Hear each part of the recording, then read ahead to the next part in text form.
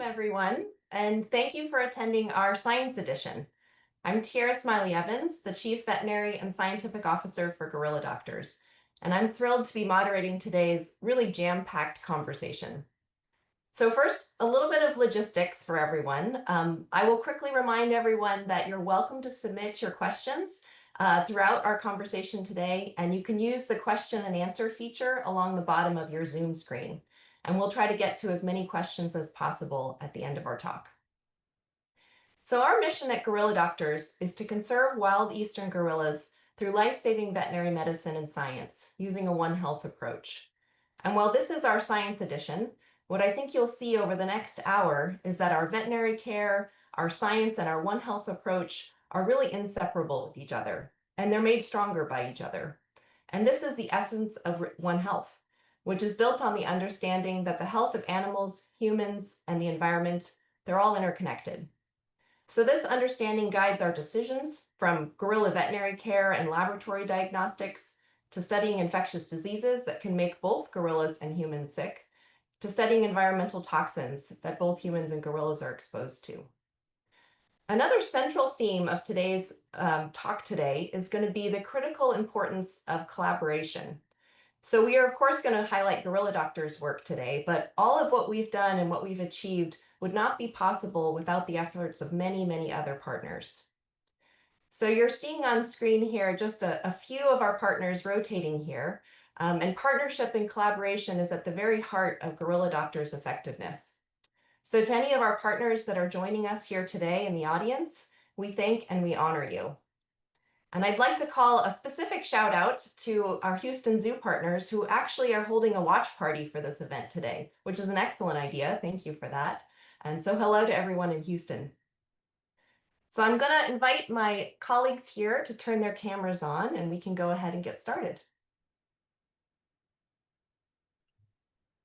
Hi, everyone. Thanks for joining. So let's do a lightning round fast of introductions here. So let's start with Dr. Bennard. Hi, Tira. Hi, everyone. I'm the head veterinarian for Gorilla Doctors in Uganda. You're most welcome. Thank you. And Dr. Eddie. Oh, Dr. Eddie, I think you're on mute.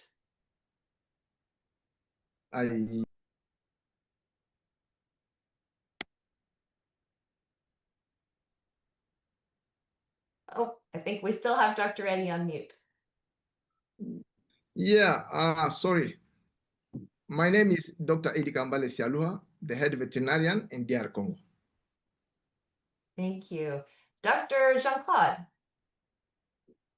Hi, everyone. I'm Dr. Jean-Claude Tumushime. I'm a laboratory manager at Gorilla Doctors based in Rwanda. Thank you for joining. And you all might remember Dr. Jean-Claude from our first Science Edition, where he led us on a live tour of the Michael Cranfield Regional One Health Laboratory. So we have him joining us here again today. Thank you. Over to Dr. Julius. Hello, everyone.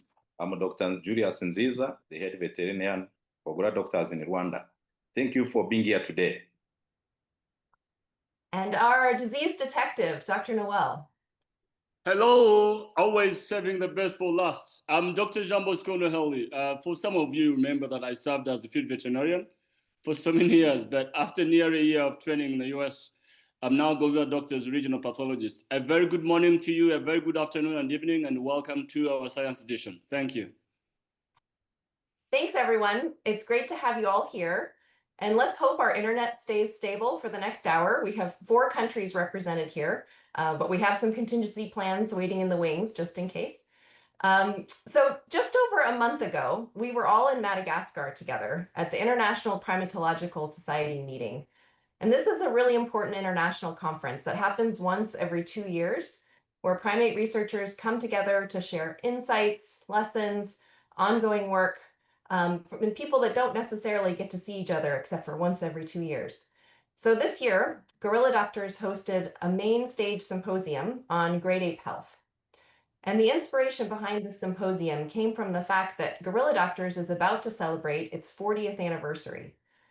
So during this important time of reflection for our organization, we wanted to take the opportunity to share just how far grade 8 medicine and science has come in almost 4 decades. So each one of you here today, you presented on topics related to veterinary care, conservation management, building laboratory programs, studying and preparing for infectious disease outbreaks. So a lot of diverse topics. And it's a lot to cover in just an hour, but we're going to try to distill the highlights for you of what was presented and what we learned from this important Congress. So Noel, Jean-Claude, and Eddie, let's start with managing the health of gorillas, and then we'll expand to Bernard and Julius, and we can talk about our regional pathogen detection and pandemic preparedness work. And then finally, we'll open it up to questions from our audience, and we'll see just where the conversation leads us. So let's go ahead and start with Noel. You presented on our new regional pathology program, which we're very proud of. Could you start by just sharing a little bit about what is pathology? Well, thank you, Tiela. Pathology is the science of suffering. You said simple, right? But for our guests, pathology is a branch of medicine which study diseases, their etiology, pathogenesis, and structural and functional changes that they produce within the host. Here I mean the patient. Thanks. And how does pathology help us keep the gorillas healthy? Well, it's by enabling gorilla doctors to identify exact cause of health problems, in an individual, and in fact, for the wider population. So the more you understand the diseases, the more you effectively manage clinical cases, and of course, strategically predict and prevent future outbreaks. So what are some of the most common diseases and gorilla illnesses that you see in the cases that you work on? Well, today, traumatic physical injuries being induced from respiratory illnesses, gastrointestinal, just to name.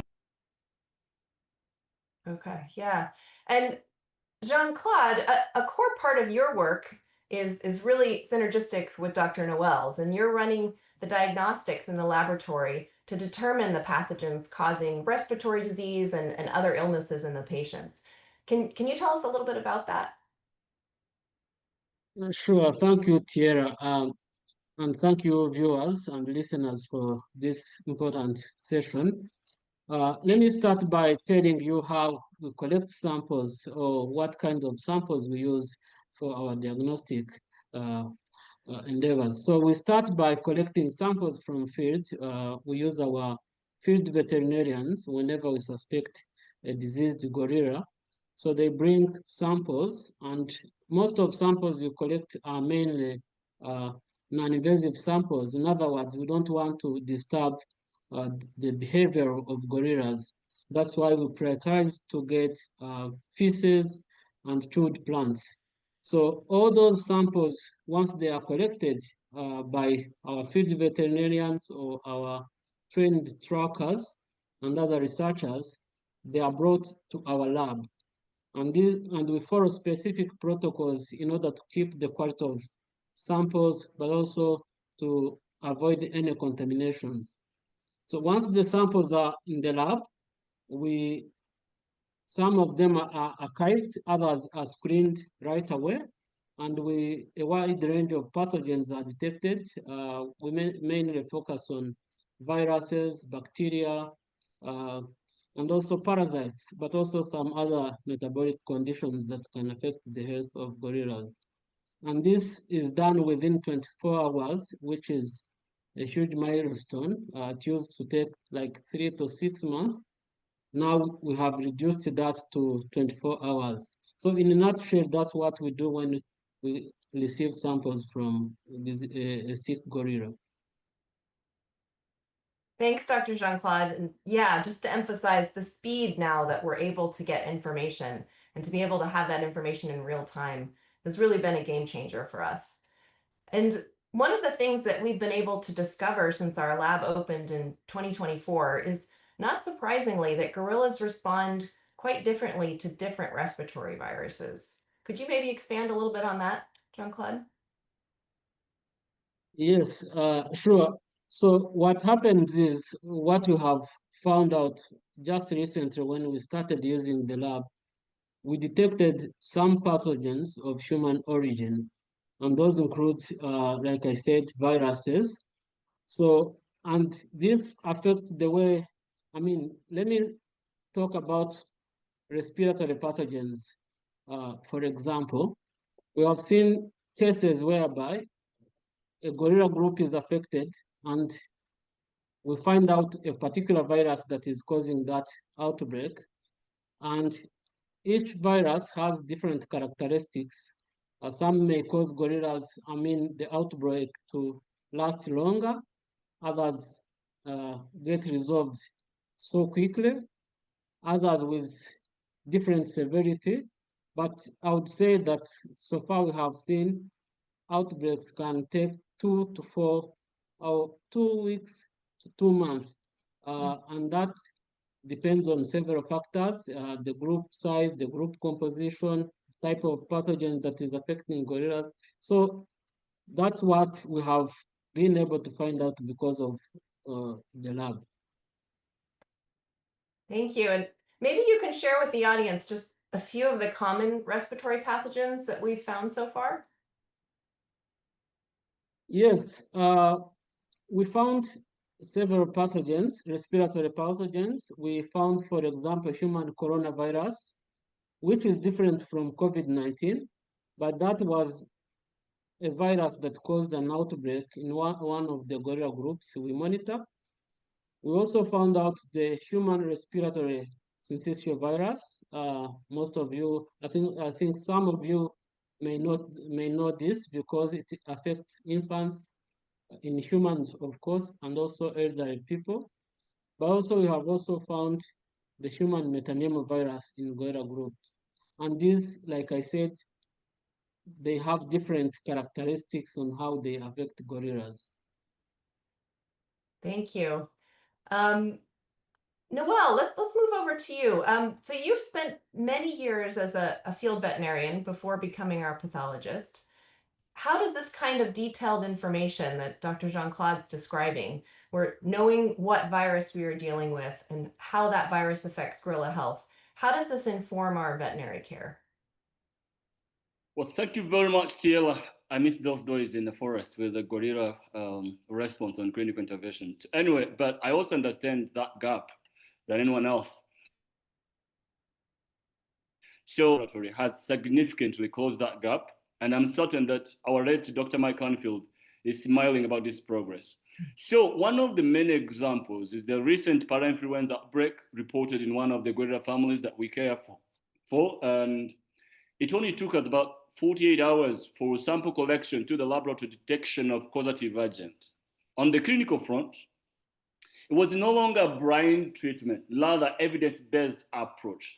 And the conservation management was quickly informed and decisions were made and taken accordingly, and it really helped in this case management. You remember also we have pioneered the techniques to be able to detect respiratory viruses of chewed plants. This allows us to collect samples much easier, quicker, and getting them to the lab for the testing. If this was 4 years ago, these samples would be sitting in our -80 freezer waiting to be shipped. And of course, not forgetting long lists of paperwork to be processed. So this is a really well-closed gap. Thank you. Thanks. And your example of the parainfluenza outbreak was really important because not only does it demonstrate how knowing the virus that causes the outbreak helps us do our clinical work, but it also really emphasized the importance of partnership. Because in this particular case, when we were able to inform the park management authorities, they actually closed tourist visits to that group to allow the gorillas to have a little bit of time to recover. So it's really a great example of us working hand in hand with our partners. So thank you for sharing that. Let's see, Eddie, your presentation at the conference was focused on the health care of gorillas that are orphaned by the illegal wildlife trade.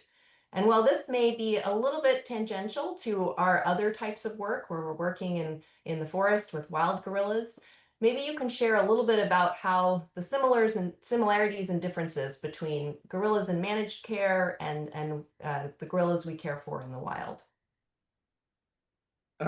Yes, Tierra. So just coming to your question, and we may all know that all gorillas, when they are managed under human facilities or control. And those who are wild, they share the same disease as we have as humans. And this is really especially important and sometimes very complicated in managed care.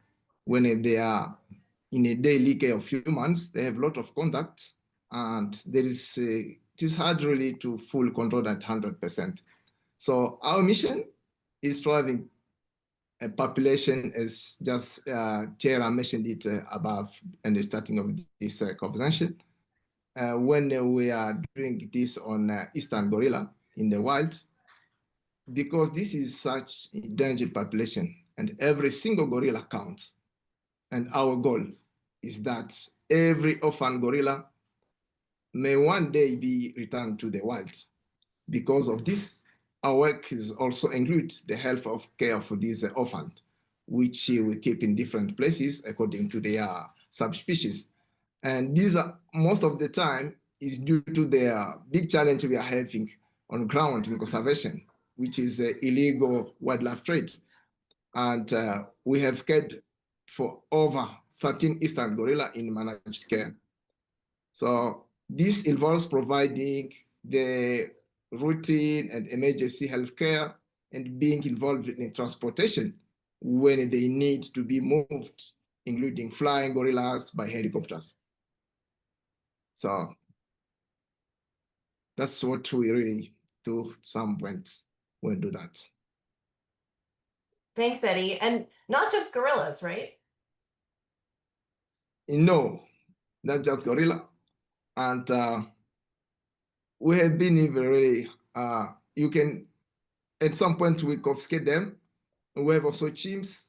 We have even bonobos in captivity. When they are confiscated, we can help them, then to rehabilitate them and then to transfer them in a proper place where they can be taken care of properly.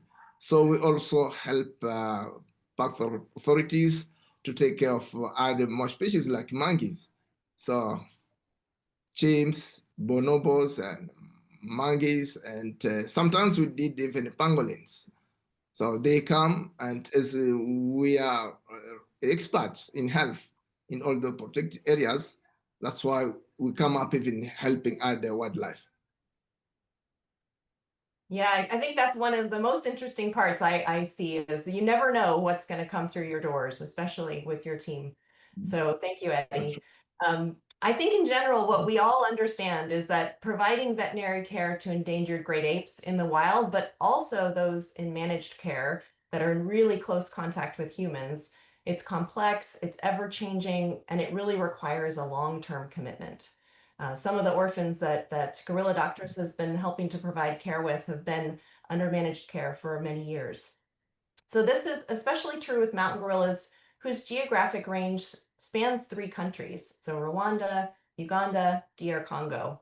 And this brings up a really important point with regards to this complexity because the gorillas don't recognize any of those borders. And oftentimes they're crossing back and forth. And Gorilla Doctors as an organization has to work with governments and management authorities that span these 3 countries. So this really highlights the work that you're most involved with, Dr. Bennard. So I'm going to turn it over to you to share a little bit about your presentation.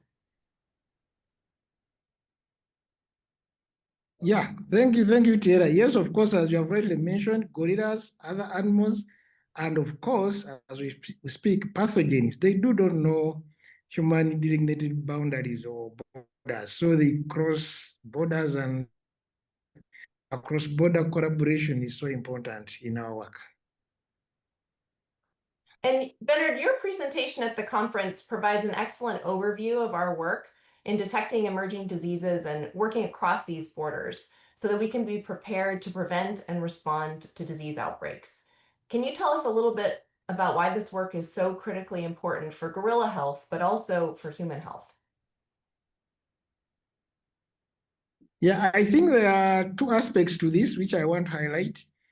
First of all, I want to speak to what Jesse already presented about the pathogens that we are detecting from gorillas that are from humans.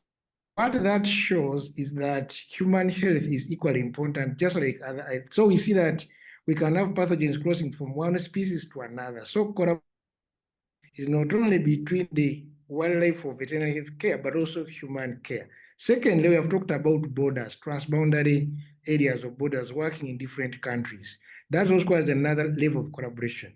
How it means is that no institution, no organization can be an expert in everything from human health, animal health, domestic animal health, and gorilla health.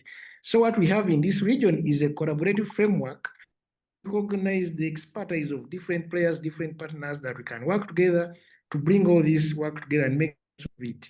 One health concept has been here for about 20 years overall. So we have learned a lot of things throughout the years. Most importantly, Gorilla Doctors has been involved in a lot of health research that affects gorillas, domestic animals, or life within the ecosystem, or even from people. That means we have to get all of these other sectors of health into play. We've worked together in a collaborative way to frame or come up with projects or work that we can do, with each individual organization or partner taking on the roles they're most comfortable with, or mandated, or have experience government relations and community sensitization. So here we come up with a project. An example is the Pandemic Fund, one of the projects we have that we have put together with other partners, and with each one of us handling a sector of health that they are more technically qualified to do, and doing that all together with others makes sense. So each contribution makes a part. That's what we are that the IPS was about, how we work collaboratively across borders, different sectors, different partners, different players to bring One Health on board to address a common challenge. Thank you. Thanks, Dr. Bernard. And I think really one of the key takeaways I took from your presentation that was really underscored by all your examples was the demonstration of the key point of One Health, that we can't have thriving populations of gorillas without healthy people and without healthy wildlife that they're sharing their habitat with. So all of these programs that Gorilla Doctors works on that are working across borders and working across different species, it's trying to get at this healthy ecosystem approach. So thank you for highlighting that. Dr. Sure. Julius, your presentation really combined almost every aspect of what we've talked about today. So Rwanda has a really strong plan for detecting and responding to very real and present threats to the mountain gorillas, particularly COVID-19 and Ebola. And a detection and response plan involves both field work, lab work, policy work, wildlife management in both human and wild settings. So no pressure, but can you kind of help us tie this all together and all the threads we've been talking about so far? Yes, thanks, Dr. Tiela. Indeed, contingency plans allow us to be prepared, and hence we have the ability for rapid disease detection and response when an outbreak occurs. And of course, rapid response also helps us to perform disease containment quickly and therefore reduced loss of gorilla lives.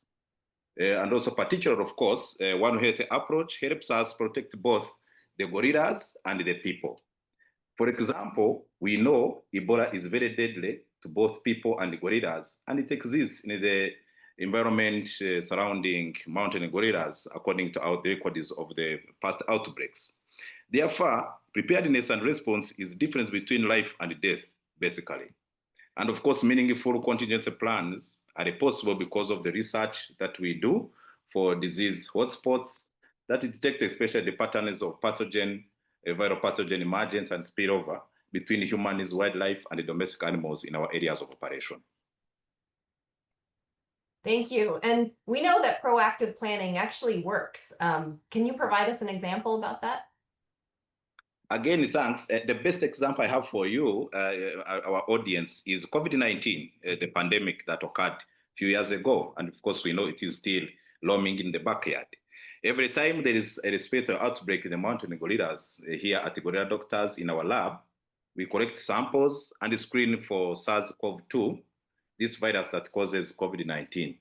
And so far, we are lucky, no COVID in the mountain gorillas to date, as per our laboratory analysis results. Yes, I think Julius mentioned something very, very important, because we all know how COVID affected all of us. So imagine if it reaches the population of mountain gorillas. So we have the capacity now in the lab to detect this in a timely fashion, and we can, hopefully make a difference in the way we respond to this. I mean, in case it affects gorillas. So it is really, really something very important to have the capacity to test COVID-19. Thank you, Dr. Julius and Dr. Jean-Claude. And thank you everyone for sharing some of the highlights of what you presented at this really important international congress and our Grade A Health Symposium. So one of the key things that I took away from this meeting was just how much Gorilla Doctors is pushing the boundaries of what's possible for treating great apes in the wild. And there are certain aspects of our work that make this a little bit easier for us. So we all know we work with a very well-established habituated population. So we have a little bit closer access to the gorillas than many other organizations that work with other great ape species. So this really gives us a responsibility to advance our medicine and our science to the furthest extent possible so that others can benefit from what we've learned. And that's exactly what we're doing. So I'd like to turn it back over to the team again here, just to kind of wrap us up here with what were some of your key takeaways from the conference and what did you learn? So let's start with Dr. Noel.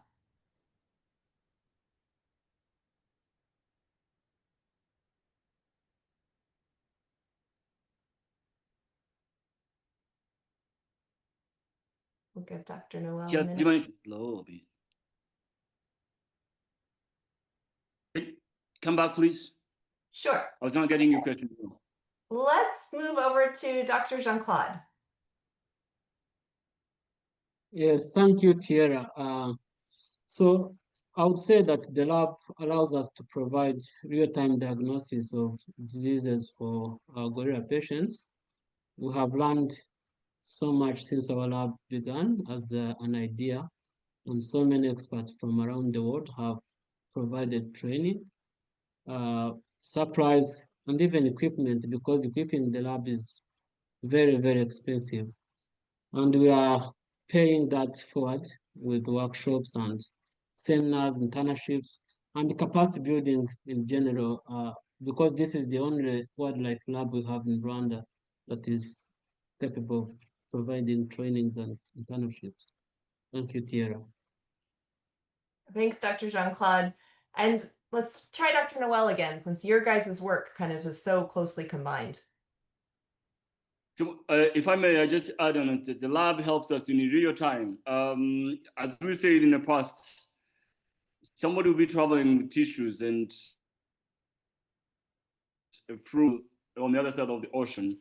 But today we detect things in real time. We recommend extra tests in real time, and we inform our field veterinarian what is a causative agent. That helps how we conduct our clinical intervention. Because in the past, we will only do brain treatment. We will only be focusing on what we call life-saving, only referring on long-acting antibiotic. But now we are more specific in what we do. But in terms of running the laboratory, yes, it was a try, but I think very recommendable to our wildlife conservationists all over the world, because we tried it and it's working. So we recommend everyone to try it, regardless of the challenges. So now, as I'm speaking, I'm waiting my equipment to be shipped from the US to Rwanda. So that's one of the examples that will take some time to wait. Thanks, Dr. Noel. And that's why these conferences are so important, is I, for one, felt like we had a lot of questions asked of us, or what were the lessons learned in trying to build a histopathology program in the region? And what were the lessons learned from trying to build a molecular diagnostics lab? And these are things that we want to be able to share with other organizations, and we want to make sure people can learn from our successes and our challenges, and so that it's easier for each other group that needs to try and accomplish this. Okay, let's move over to Dr. Bernard. Can you share a few of your closing highlights? Yeah, I think for me, my focus was largely on international collaboration for pandemic preparedness.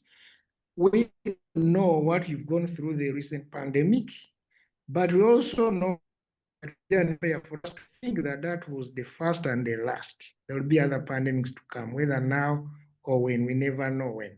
So the issue of being better preparedness is key. But secondly, you cannot be prepared alone. You need others in the ecosystem have to be prepared together. So how do we collaborate to have everybody prepared? Because failure of one party affects all of us together. So here we are coming together with other collaborators in other sectors of health, especially human health, community, and governments. We work with the governments here. As you know, work in different regions, different countries, three different governments, three different systems. But the animals we care for do not know the boundaries of these countries. So how do we now work together in a collaborative way to prepare for pandemic as needed across the border? That was key. We interacted with the colleagues who work in other areas of the world with the similar transboundary landscapes, and they are learning from us what are the challenges and the lessons they can take back home to do similar work. That was also key. But I think ultimately, I think the realization that, yeah, if we work together, we can do it better than working alone. That was the key message I got from this meeting recently. Thank you. Well said, Dr. Bennard. Thank you. Dr. Eddy, can we move over to you next? What was your key takeaway? Thank you so much, Tierra. So my key takeaway is that I found that collaboration with other scientists around the world and clear communication is very, very important. As we've been having a lot of challenges having managed these orphans under human control, it has been very, very important to talk with people, to do research together, and to find a way for a long term for these animals to hope that one day they can help us to increase the number of these critically endangered species. You see, at the point with the collaboration, we have been able to transfer them into a natural habitat, and we are hoping for their best future and also to increase the number at least for next generation. They can be able to see these animals, and it was good lesson also to see that some people maybe they can learn from what we've done up to now successful, and we can help this animal to survive long and to stop these illegal trades. So without collaboration and good communication, we could not be able to address all the challenges we have been facing in managed care. Thank you. Absolutely. Thank you, Eddy. And this really brings us full circle back to Dr. Julius and our One Health approach.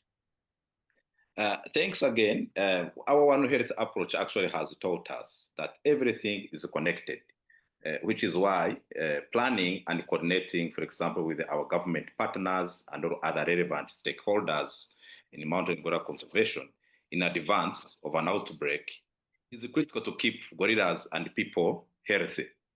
And particularly gorilla doctors, we want to find emerging infectious diseases that impact humans and gorillas at the forest edge before they have an opportunity to spread globally to affect other communities and other wild animals, or also domestic animals in other parts of the world.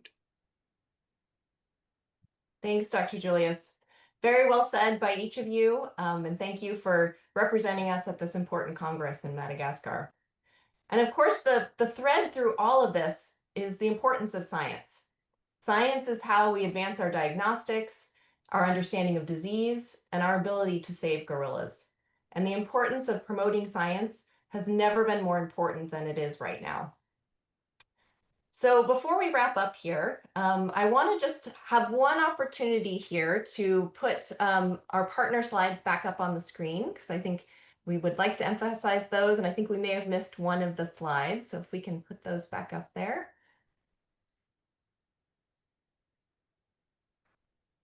Thank you.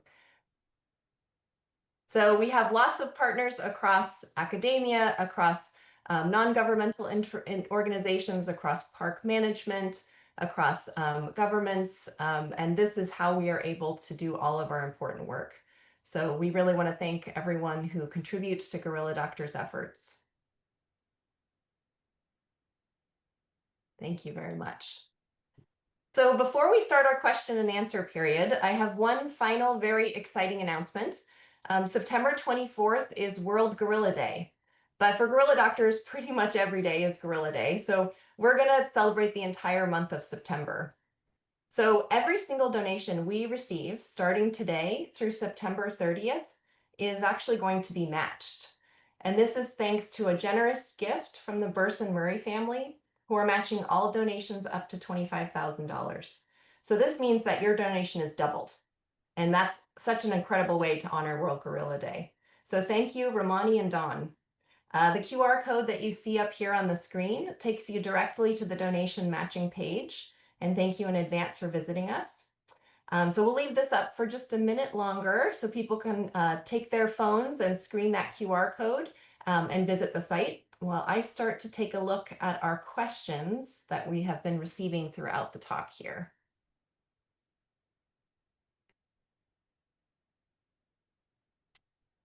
Okay, I think we have our first question, and this is going to be a question for Dr. Noel, and this is from Carolyn, and this is a very interesting question.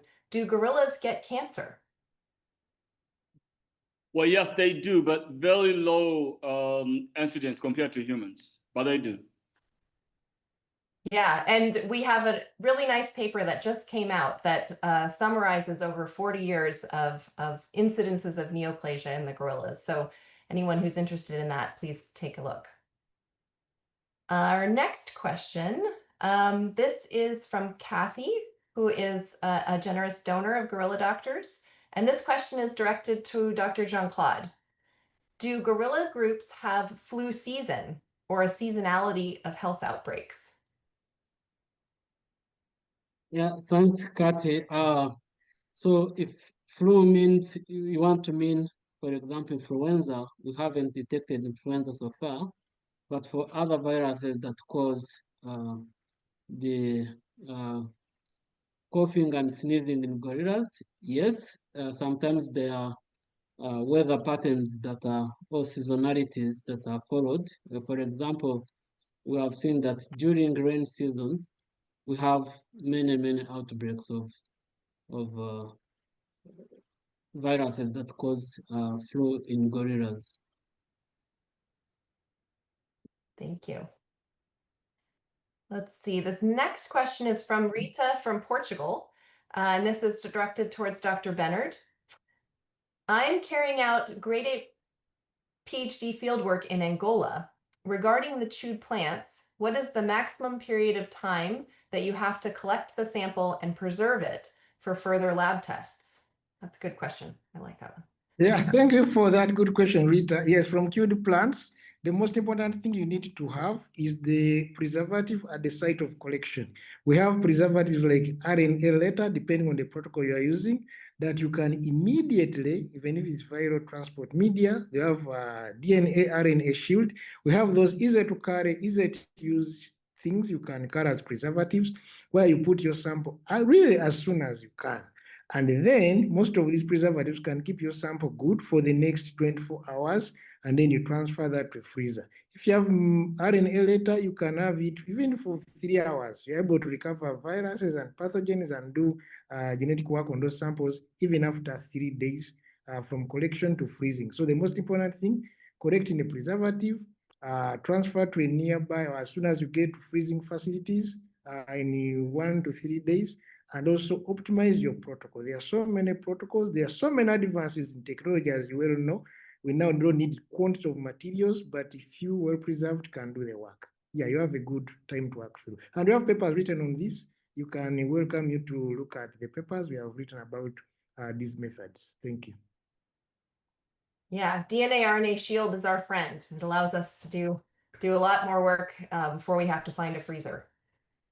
Okay, the next question, and this is from Chris. Is there too much human interaction causing these viruses? So I think I'll take that one. That's an important and very complex question. And I'll say that gorillas don't and they can't live in isolation. They live as part of a landscape that is very dynamic, with human populations living right up to the edges of some of these parks. I would say that together with our partners, we do as much as we possibly can to make sure that tourists and researchers that visit the gorillas are doing so in ways that are as safe as possible for the gorillas. So for example, there are distance rules.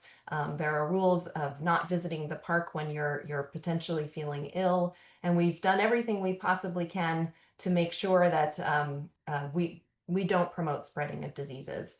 But it's an important question, and I will say that tourism is one of the reasons we still have the gorillas, because they provide the awareness about this important endangered species and the resources to help protect them. So it's a complex question, and we unfortunately can't have gorillas living totally in isolation, but it's a good one. Okay. Let's see. The next question is from Gary from New Jersey. Will regular human tests like antibody-based COVID tests work for gorilla doctors? And is PCR an important tool to diagnose illness for gorilla doctors? I think I'll send this one to Dr. Jean-Claude. Yes, thank you so much once again, Tierra. So let me start by PCR. So for PCR, it's a very, very effective tool when it comes to detect pathogens in gorillas. For example, we know that it has what we call sensitivity, or the accuracy of it to detect pathogen. So we have deployed it, and it is very effective in giving us results in timely fashion, which we most need. But also other tests like for antibodies, let's say if you want to know the exposure of a certain pathogen to gorilla population, we also use what we call ELISA. So far, we have been able to deploy all those tools, and they work effectively. Thank you. Thanks, Dr. Jean-Claude. And I'll just add there, for those that are interested, is that we actually commonly use human serology tests when we were testing the gorillas, because gorillas and humans are so similar. And as you can imagine, there's not many companies that are interested in making serology tests specifically for gorillas. So we have to work with what we have available to us. Okay, our next question is from Vincent from Greece. And this question is directed to Dr. Eddy. Thanks for the amazing work that you do. My question is there a method to assess pain in wild gorillas?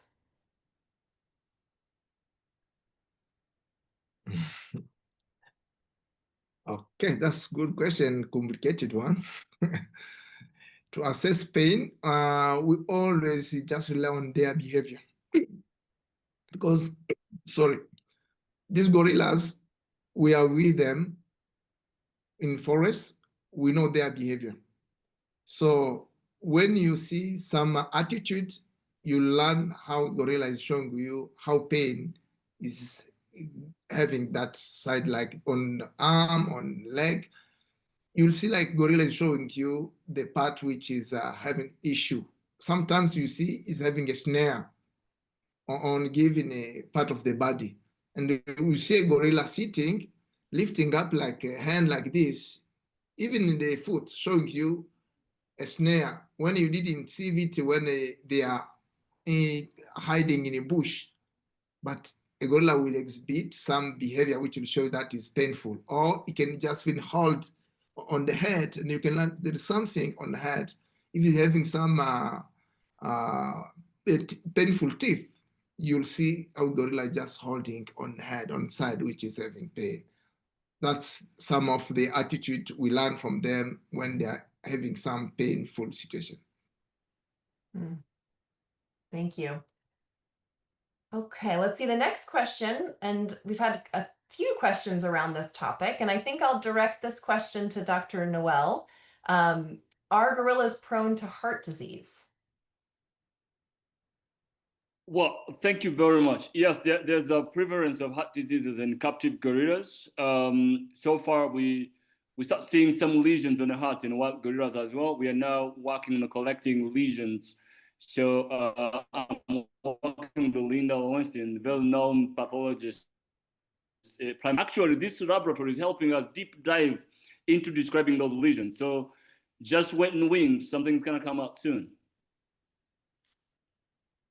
Thanks, Dr. Noel. Yes, it's an active area of research. So keep your eyes on future papers here. Okay, the next question, let's see, pretty much any of our team could answer this one, but several questions kind of focused on what is our protocol for immobilizing a gorilla? Anyone want to answer that one? We use the same one across countries. Yeah, I think that's an but also a reminder that we are in a dynamic world, things are changing. When we started this work several years ago, our predecessors and us who have been here for quite a number of years, we have had changes in the protocols for the better, for many reasons. Number one, the drugs change. Some of the drugs that were used centuries or decades ago are no longer on the market, and new ones, better ones have come up, better ones with better outcomes in terms of anesthesia, in terms of breathing, in terms of time of anesthesia when the animal is down. So that has changed much. So basically for primates, non-human primates, a combination of medetomidine or other beta medetomidine derivatives like dexmed and ketamine. We do that in different combinations depending on the animal, the age, the size, but also the species itself in the captive versus in the wild. We know there are some individual differences on this, but seems to work very much. Things we are working on, actually writing and written, but a protocol that relies on dexmed and ketamine combinations seem to work better than any other drugs we have used in emergency, those in lack of these ones. Yeah, so that works best. We have records over decades. We share our experience, but also we are working to put all this together in a handbook that can be available for anybody across the world to see what we use and learn from. And yeah, it's a dynamic changing world. Protocols keep changing, but usually for the better. Thank you. Hope I was able to. That's excellent. Okay, our next question is from Patrick. And I think maybe I'll take this one. The question is, have you guys seen any evidence that climate change or habitat disturbance is influencing disease patterns in gorillas? And what research is needed to better understand those links?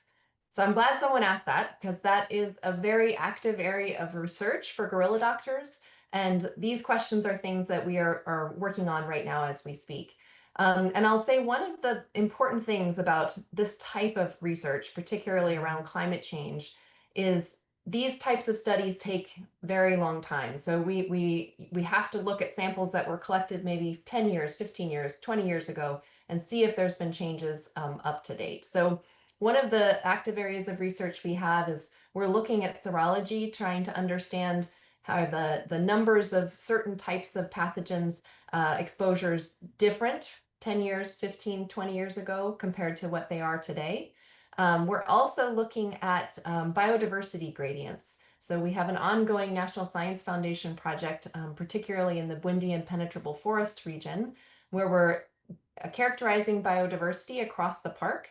And then we're sampling different primates, different other types of wildlife species, and looking at how those patterns of disease change as you move from pristine forest areas to more human-dominated landscapes.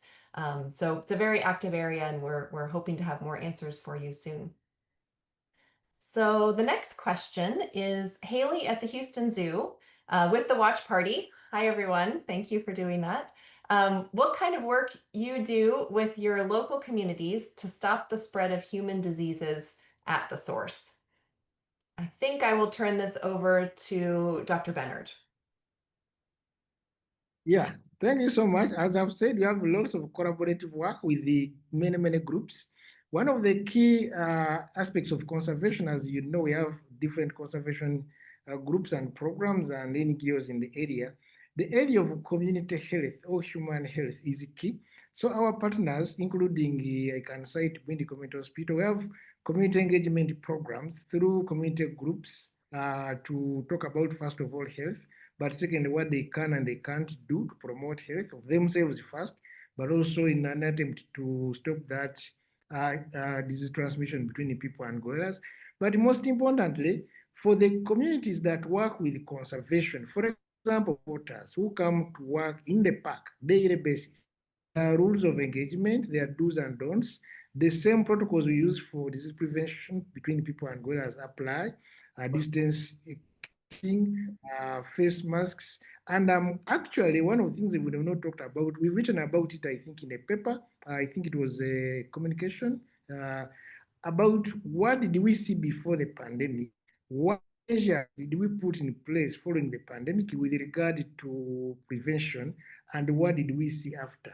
We saw a significant reduction in respiratory infection of what we're seeing pre and post-pandemic, meaning most of the measures we have put in place, all the measures that the protected authorities have emphasized and enforced seem to work better. So those same measures are transferred to communities where they need to get into the parks. But in terms of community, yeah, so many other programs, no direct flowers, but with partners and collaborators, engaging communities on health, on population control, birth control, and so many other aspects. Those programs are running in parallel in the areas we work. Thank you. Let's see, our next question. This is for Dr. Eddy. We have several questions coming in related to, could you give us an update on DRC safety and the health of the gorillas and people there? Thank you for that question. At the moment, where we have our gorillas, the area not really open for tourism. They are limited access. As far as I know, some area we have no control, and some area for the grouse gorillas. And the fear is that we may lose some of these animals because no one is taking care of them, is following them on a daily basis. So their health, we have no idea of what is happening now with the illegal entry, exit, and sometimes people are destroying the forest. You see those kind of interface which are increased without us knowing. These are really, we cannot really measure those risks at the moment, but we know they are huge. And maybe when we get back to the work, we will collect more information to share with all of you when times come. Thank you. Thank you, Dr. Eddy. And I think our last question here, Philippe from Brazil. And I think I'm going to turn this one over to Dr. Julius. So this question is, how can young professionals and young international professionals position themselves today to contribute to this important conservation process? Thank you. That's an interesting question. I think from the academic point of view, and also from the past experience we have had here at the Gorilla Doctors, is having a passion about conservation. Very, very, very important. And you identify your critical area of interest. But particularly at the Gorilla Doctors, we are open, of course, for international collaborations, and especially when you choose a topic that focuses on the health of gorillas in the region, we could be of help. And we encourage, of course, the young people so that you take this in your hands, because we are conserving this population for the future. So it comes with passion. If you're passionate about something, you can get in touch with our leadership in the States and also locally.